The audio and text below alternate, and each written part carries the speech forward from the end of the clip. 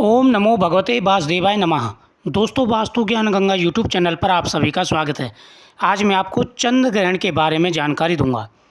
चंद्र ग्रहण पर कौन से योग बन रहे हैं, कौन सी राशियां भाग्यशाली रहने वाली हैं, ये संपूर्ण जानकारी आपको इस वीडियो के माध्यम से प्राप्त होगी। भारत में इसका प्रभाव कैसा रहने वाला है, गर्भवती महिलाओं को कौन कौन सी सावधानियाँ रखनी है, ये संपूर्ण जानकारी आपको इस वीडियो के माध्यम से प्राप्त होगी। दोस्तों, साल 2023 का आखिरी चंद्र ग्रहण पड़ने वाला है। जो पहले सूर्य ग्रहण पड़ा था वह भारत में नहीं था, लेकिन इस चंद्र ग्रहण का प्रभाव भारत के अंदर रहने वाला है। दोस्तों, जब चंद्र ग्रहण पड़ेगा तो उस समय भारत के अंदर बड़ी पूर्णमासी होगी, जिसे शरद पूर्णमासी कहा जाता है। काफ़ी सालों के बाद में शरद पूर्णमासी के दिन यह ग्रहण पड़ रहा है।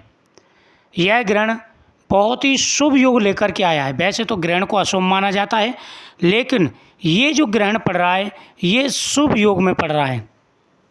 कई राशियों के लिए तो ये बेहद ही शुभ रहने वाला है। इस बार कई ऐसे योग बन रहे हैं जो कि बहुत ही शुभ हैं, जैसे गज केसरी योग मेष राशि में पड़ेगा। गुरु चंद्र राहु एक साथ रहेंगे। राहु और गुरु होने से चांडाल योग भी बन रहा है, और राहु और चंद्र साथ रहने से ग्रहण का योग भी बन रहा है। गुरु और चंद्र के साथ रहने से गज केसरी योग बन रहा है। दूसरा है शनिदेव का योग, जो शस्य योग होता है। शनिदेव स्वयं की राशि में विराजमान है। तीसरा है सूर्य बुध आदित्य योग। दोस्तों, तीन योगों के बीच में पड़ रहा है ये ग्रहण। यह ग्रहण संपूर्ण भारत में दिखाई देने वाला ग्रहण है। यह ग्रहण बड़ा ग्रहण रहने वाला है। ग्रहण वाले दिन सुबह के समय आप स्नान आदि करें, सूर्यदेव को अर्घ्य दें और फिर सत्यनारायण भगवान की कथा कर लें, क्योंकि पूर्णमासी का दिन है। पूर्णमासी के दिन सत्यनारायण भगवान का पूजन किया जाता है। सत्यनारायण भगवान से प्रार्थना करें कि प्रभु हमारे ऊपर अपनी कृपा दृष्टि बनाए रखें। गौ माता का पूजन करें।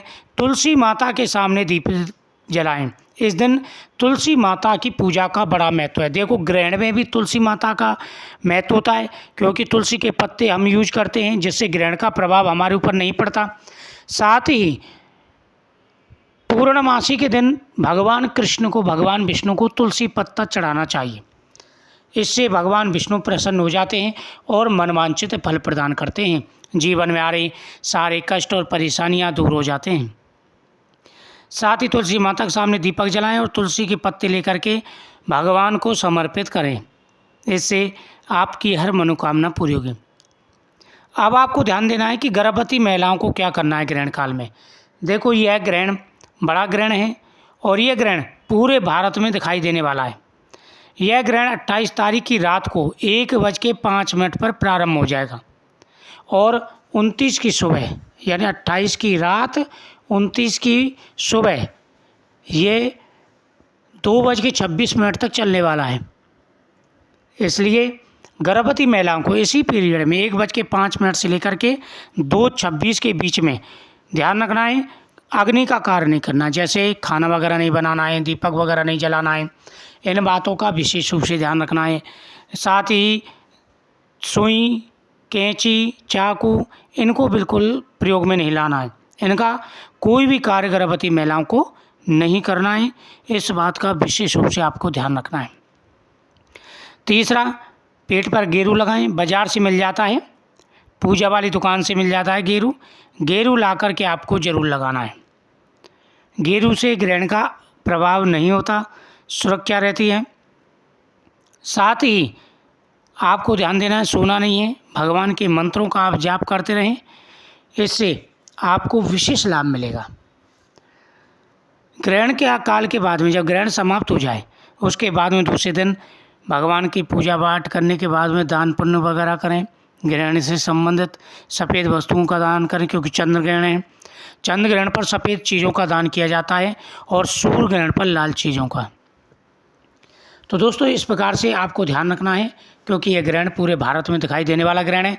इस दिन आपको उपाय भी करने हैं धन प्राप्ति के लिए। धन प्राप्ति के लिए आपको उपाय करना है। इस दिन भगवान गणेश जी को दुर्वा जल चढ़ानी है और रात के समय माता लक्ष्मी की पूजा करनी है। माता लक्ष्मी के सामने दीपक जलाएं, पीली कौड़ी, गोमती चक्र, कमलगट्टा माता लक्ष्मी जी के सामने समर्पित करें। श्री महालक्ष्मी नमः मंत्र का जाप करें, फिर उनको आप तिजोरी में रखें। चंद्रदेव की पूजा करें, रात को चंद्रदेव की पूजा का बड़ा महत्व है। और चंद्रदेव के सामने आप दीपक जलाएं, उसमें 2 लौंग डाल दें। लक्ष्मी माता के सामने दीपक जलाएं, उसमें 2 लौंग डाल दें। इससे आपकी मनोकामना पूरी होगी और आपको विशेष लाभ मिलेगा। अब बात करते हैं दोस्तों भाग्यशाली राशियों की। कौन कौन सी राशियां हैं जो बेहद ही भाग्यशाली रहने वाली हैं, जिनका योग बहुत ही अच्छा है। बात करते हैं सबसे पहली राशि की। एक चीज़ का और ध्यान देना है, इस दिन रात को चंद्रमा के उजाले में खीर का प्रसाद रखा जाता है। शरद पूर्णमासी को कहते हैं कि इस दिन चंद्रदेव ने अमृत की वर्षा की थी और वो जो खीर का प्रसाद है वो अमृत तुल्य हो जाता है। तो ग्रहण प्रारंभ होगा हमारा 1:05 पर, उससे पहले ही आपको खीर रख लेनी है तुलसी का पत्ता डाल करके।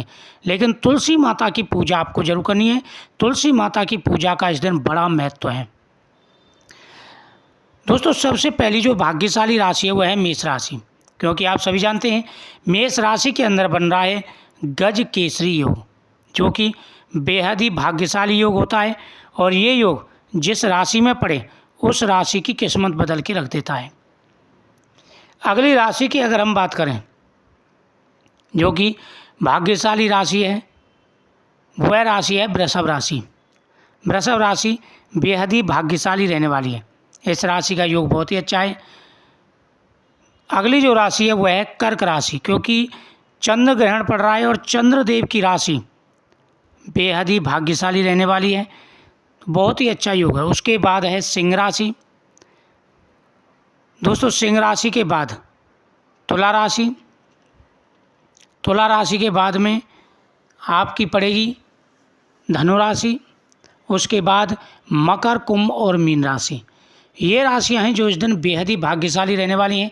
इन राशियों का योग बहुत ही अच्छा है। सबसे पहली मेष राशि है। मेष राशि के धन प्राप्ति के योग हैं, साथ ही आपके बिजनेस में तरक्की के योग हैं। मान सम्मान बढ़ेगा, नौकरी में भी प्रमोशन मिलेगा, आपकी हर मनोकामना पूरी होगी। जो भी आपके कार्यों में रुकावटें आ रही हैं, परेशानी आ रही हैं, धीरे धीरे वो परेशानियां भी आपकी दूर हो जाएंगी। बड़ा लाभ आपको मिलने वाला है, आपकी हर मनोकामना पूरी होगी। उसी प्रकार से बाकी राशियों का योग भी बहुत अच्छा है। सभी राशियों के सभी कार्य सिद्ध होंगे। और साथ ही इस दिन आपको जो उपाय बताएं, भगवान गणेश जी का उपाय जरूर करना है, क्योंकि चौथ का जो व्रत होता है वो भगवान गणेश जी का होता है। चौथ माता और भगवान गणेश जी का ये व्रत होता है। भगवान गणेश जी की कृपा से सभी कार्य सिद्ध हो जाते हैं, व्यक्ति धनवान हो जाता है, मान सम्मान बढ़ता है, जीवन में आ रहे सारी अड़चनें और परेशानियां दूर हो जाती हैं। साथ ही इस दिन भगवान सत्यनारायण की पूजा आप जरूर करें। भगवान की पूजा करने से कहते हैं कि शास्त्रों में कहा गया है जिस घर में सत्यनारायण भगवान की पूजा होती है वहाँ पर कभी दरिद्रता का वास नहीं होता, दरिद्रता उस घर में प्रवेश नहीं करती। इस बात का विशेष रूप से आपको ध्यान रखना है।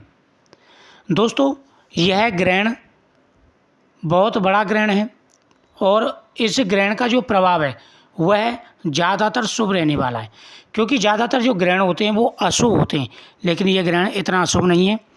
और इन बातों का आपको विशेष रूप से ध्यान रखना है। गेरू का प्रयोग आपको जरूर करना है। साथ ही बिजनेसमैन है वो भी अपने व्यापार स्थल पर थोड़ा सा गेरू जरूर डालें, और जो किसान है वो अपनी फसल के जो खेत वगैरह हैं वहाँ पर साइडों में गेरू जरूर डाल के आएँ, इससे ग्रहण का प्रभाव नहीं होता है। तो दोस्तों विस्तार से मैंने आपको सभी जानकारी दी है, पूरी राशियों की जानकारी मैंने आपको दी है। मुझे उम्मीद है आपको ये जानकारी बहुत ही अच्छी लगी होगी। जो भी चैनल पर पहली बार आए चैनल को सब्सक्राइब करें, बगल में बेल आइकन बटन को दबाएं हर वीडियो का नोटिफिकेशन पाने के लिए। साथ ही जो उपाय मैंने बताए वो करें, और ये जो राशियाँ मैंने बताई ये भाग्यशाली रहने वाली हैं। पूरे नियम के साथ में आप ग्रहण को निभाएं, गर्भवती महिलाएं खासकर, और सत्यनारायण भगवान की पूजा करें, आपकी हर मनोकामना पूरी होगी। श्री महालक्ष्मी नमः।